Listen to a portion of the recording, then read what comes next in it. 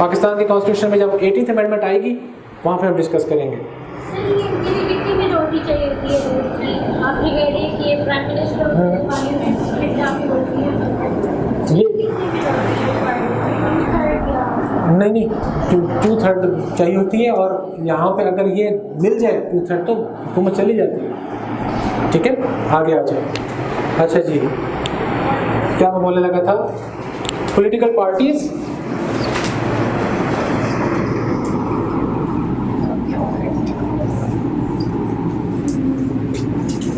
और pressure groups.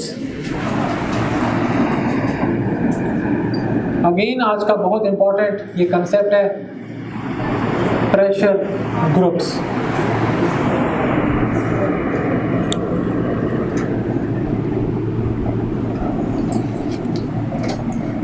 याद रखिएगा, पॉलिटिकल पार्टीज और प्रेशर ग्रुप ये एक कंसेप्ट नहीं है, ये अलग अलग कंसेप्ट हैं और इनमें बहुत बड़ा डिफरेंस है। ठीक है, बुनियादी तौर पे पहले थोड़ा सा बता देता हूँ, फिर थोड़ा सा मुख्तसर लिखवा भी देता हूँ। पॉलिटिकल पार्टीज आप जानते हैं डेमोक्रेसी की बुनियाद होती हैं। जहाँ पे जमहूरियत हो और पॉलिटिकल पार्टीज को फलने फूलने ना दिया जाए तो वहाँ पे जमहूरियत मजबूत नहीं होती। जमहूरियत की जो बुनियाद है वो इन पॉलिटिकल पार्टीज से होती है। ठीक है, जिस हद तक फिर ये पॉलिटिकल पार्टीज मजबूत होती हैं और इनके अपने अंदर जमहूरियत आती है, वो जमहूरियत नुमाया तौर पर फिर मुल्क के अंदर नज़र आती है। ठीक है, अच्छा, पॉलिटिकल पार्टीज का जो बुनियादी थीम होता है, जो पॉलिटिकल पार्टीज का बुनियादी मकसद होता है, वो होता है स्ट्रगल फॉर पावर। हर वक्त इक़्तिदार की जिद्दोजहद में लगे रहते हैं, स्ट्रगल फॉर पावर। ठीक है, जबकि प्रेशर ग्रुप्स का ऐसा कोई मौक़िफ़ नहीं होता। वो सिर्फ़ और सिर्फ अपने कुछ स्पेसिफिक या स्पेसिफाइड एम्स एंड ऑब्जेक्टिव्स हासिल करना चाहते हैं और उनको फुलफ़िल करने के लिए समटाइम्स गवर्नमेंट को प्रेशराइज़ करने की कोशिश करते हैं, और जब वो फुलफ़िल हो जाते हैं तो वो फिर तितर बितर हो जाते हैं। उसके बाद उनका मकसद इक़्तिदार में आना नहीं होता। प्रेशर ग्रुप का मकसद इक़्तिदार में आना नहीं होता। समटाइम्स गवर्नमेंट से अपनी बात मनवाने के लिए गवर्नमेंट को प्रेशराइज़ किया जाता है। ठीक है, तो पॉलिटिकल पार्टीज में लिखिए सबसे पहला point, political parties a group of people. Political parties में लिखना है a group of people who organize to win elections. वो अपने आप को इस तरह से मैनेज करते हैं ना कि इलेक्शन जीत के इक़्तिदार में आ जाए। पॉलिटिकल पार्टी क्या है? A group of people who organize to win elections, operate the government, comma लगा के लिखिएगा, operate the government and determine public policy. सबसे पहले देखिए, उन्होंने मैनेज करना है कि इलेक्शन जीतना है। ज़ाहिर इलेक्शन जीतेंगे, इक़्तिदार में तब बारी आएगी। इक़्तिदार में आने के बाद क्या करने की कोशिश करते हैं? हुकूमत चलाने की कोशिश करते हैं और कुछ ऐसी पॉलिसीज़ वज़ा करना चाहते हैं जिसके ज़रिए से आवाम को रिलीफ देने की कोशिश की जा सके। ठीक है, तो a group of people who organize to win elections, operate the government, और फिर क्या करते हैं? Determine the public policy. ठीक है, इसके बाद प्रेशर ग्रुप्स में लिखिएगा a group of people who share common goals. A group of people who share common goals, objectives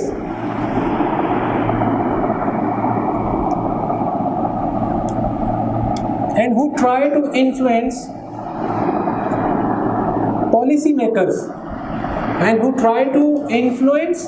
policymakers to achieve their goals। ठीक है, to achieve their goals या to fulfill their goals, जैसे मर्जी लिख लें। ये बात समझ आई? दोबारा सुन लें। पॉलिटिकल पार्टीज का बुनियादी मकसद होता है इक़्तिदार में आना, to hold public office. Pressure groups का मकसद टू होल्ड पब्लिक ऑफिस नहीं होता। समटाइम्स अपनी कुछ स्पेसिफिक एम्स, ऑब्जेक्टिव्स, पर्पसेस को फुलफिल करने के लिए गवर्नमेंट को प्रेशराइज किया जाता है और उसके ज़रिए से अपनी बात मनवाई जाती है। जैसे ही उनकी बात मान ली जाती है, दे गेट डिस्पर्स, ठीक है। और उसके बाद ये मकसद नहीं है उनका कि वो शायद हुकूमत का हिस्सा बनना चाहती हैं, no, pressure groups never want to be part of government, ठीक है। और and they never want to form a government, ना ही वो गवर्नमेंट का पार्ट बनना चाहते हैं और ना ही वो गवर्नमेंट बनाना चाहते हैं। वो सिर्फ ये चाहते हैं कि उनके जो स्पेसिफिक पर्पसेस हैं, एम्स एंड ऑब्जेक्टिव्स हैं, वो फुलफिल हो जाए। और वो अगर सीधे तरीके से नहीं हो रहे तो थोड़ा सा प्रेशराइज डालते हैं, गवर्नमेंट को थोड़ा सा प्रेशराइज करते हैं, दबाव में लाते हैं, हमारी बात मान ली जाएगी, हम ख़त्म करेंगे बात, ठीक है। अब बात करते हैं मिसाल की, छोटी सी, जब पहले आगे लिख लें, पॉइंट अगला लिख लें, फिर मिसाल पे आते हैं। अगला लिखिए, पर्पस क्या है? द ओनली सोल पर्पस, एक वाहिद मकसद होता है पॉलिटिकल पार्टीज का, और वो मैं बार बार बता रहा हूँ, अब आप बताएंगे क्या है? Struggle for power, struggle for power. और आप जानते हैं ये पावर पॉलिटिक्स क्या होती है? पावर पॉलिटिक्स यही होती है, struggle for power, and political parties always do that, political parties always do that. Her event को वो कैच करवा रहे होते हैं पॉलिटिकल पार्टीज वाले, कि कहीं ना कहीं पे आकर, देखिए ना, कोई प्राइस हाइकिंग की बात आ गई, ऑयल की प्राइसेस हाइक कर दी हुकूमत ने, महंगाई वैसे बढ़ा दी, कोई ऐसी चीज़ कर दी जिससे डायरेक्ट आवाम विक्टिम बन रही है, उस चीज़, हर मौके को वो कैश कराने की कोशिश कर रही होती है पॉलिटिकल पार्टीज जो हुकूमत में नहीं है, और हर लम्हे को कैश कराकर वो चाह रहे होते हैं कि इसको किसी ना किसी तरह से हम कैश करवाएं इस मूवमेंट को, और ये हटे साइड पे और हम आए इक़्तिदार में, ठीक है। और ये चीज़ है जो पॉलिटिकल पार्टीज़ का एक सोल पर्पस है, there purpose is struggle for power. हमेशा याद रखना है ये बात, पॉलिटिकल पार्टीज़ का एक ही मकसद है, struggle for power and hold public office, and hold public office. Interest groups, अच्छा एक चीज़ और बताऊँ आपको, इनको समटाइम्स इंटरेस्ट ग्रुप भी कहा जाता है, ये कभी मिक्स ना कर दीजिएगा। इंटरेस्ट ग्रुप और प्रेशर ग्रुप्स ये एक ही बात है, इंटरेस्ट ग्रुप और प्रेशर ग्रुप एक ही बात है, कभी कंफ्यूज नहीं होना, इंटरेस्ट ग्रुप और प्रेशर ग्रुप एक ही बात है,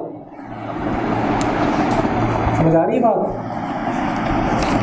अच्छा जी, इंटरेस्ट ग्रुप्स डू नॉट, लिख लें, interest groups do not want to operate government, interest groups do not want to operate the government, interest groups do not want to operate the government, ठीक हो गया। अब हम आते हैं थोड़ी सी एग्जांपल के ऊपर, पॉलिटिकल पार्टीज की एग्जांपल चले पाकिस्तान के हवाले से दें, कौन कौन सी ऐसी पार्टीज जो पॉलिटिकल पार्टीज हो? PTI, ठीक हो गया, ठीक हो गया, ये तो आपने अच्छी एग्जांपल दे दी। अच्छा, अब इधर भी थोड़ी सी मुझे मिसाल दें, लेबर, अच्छा ये नाम सुना है आप लोगों ने, एक YDA, आपने क्या बोले? वो ऑर्गेनाइजेशन नहीं है, वो इसमें नहीं डालनी है, मैं बताता हूँ आपको। YDA, यंग डॉक्टर्स एसोसिएशन, ठीक है। हर ऑर्गेनाइजेशन के अंदर, आज मेरा ख्याल है हर पब्लिक ऑर्गेनाइजेशन, प्राइवेट ऑर्गेनाइजेशन में यूनियंस बनी हुई है, ऑर्गेनाइजेशन के अंदर यूनियंस छोटी छोटी बनी हुई हैं जो प्रेशर ग्रुप के तौर पे काम कर रही होती है। जब समटाइम्स उनके एम्प्लॉयज़ की बात नहीं मानी जा रही होती, दे बिकम वायलेंट, और वो हुकूमत के अरकान को प्रेशराइज कर रहे होते हैं, ठीक है, हुकूमत के अरकान को प्रेशराइज कर रहे होते हैं। और जी आप बैठे,